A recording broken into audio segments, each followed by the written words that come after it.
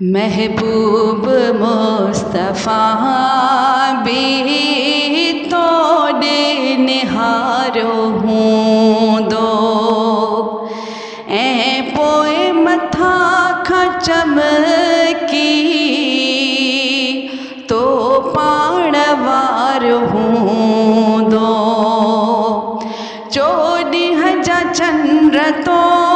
में चांद्राण भी थी हूंदी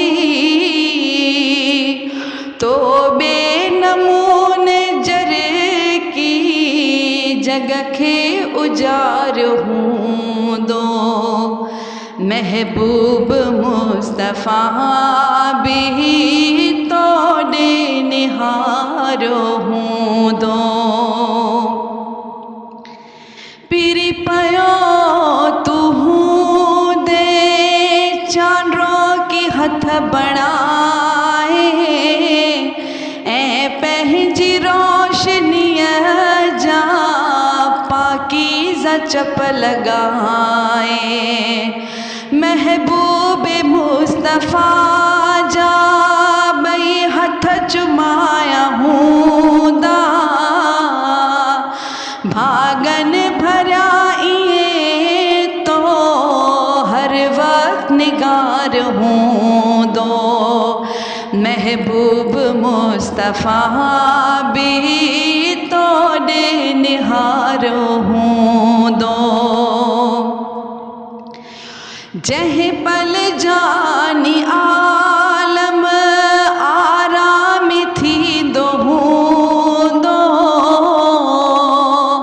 चेहरो हबीब अनवर तो आॾो ईंदो हूंदो के पहर टक ॿधी तूं दीदार माणिया हूंदा ग़फ़लत में तूं न हिकु भी लम्हो गुज़ार हूंदो महबूब मुस्तफ़ा भी तोड़े निहारो हूंदो रातिन जो थींदी हुई मदनीअ जा इबादत थींदे ॾिठी तो हूंदी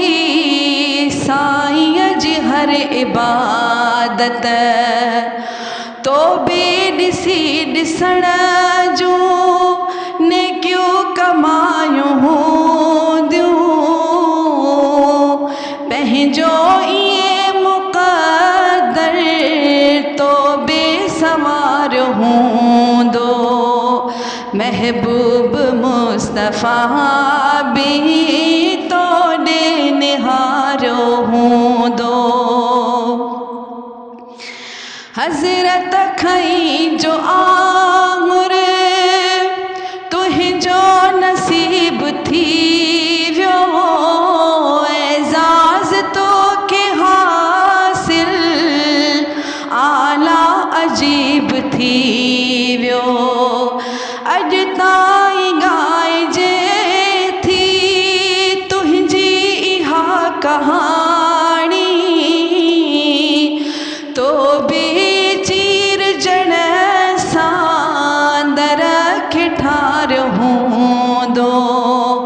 महबूब मुस्तफ़ा भी तोड़े निहारो हूंदो अॼु भी ॾिसी तो उभता रोज़ो रसूल अनवर अॼु भी रफ़ीक केॾो रहंदो अचे तो ख़ुशि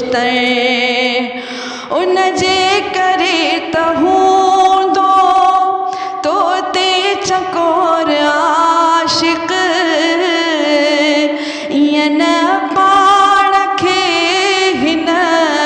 तोड़े उॾार हूंदो महबूब मुस्तफ़ा भी तोड़े निहारो हूंदो ऐं पोइ मथा खां चमकी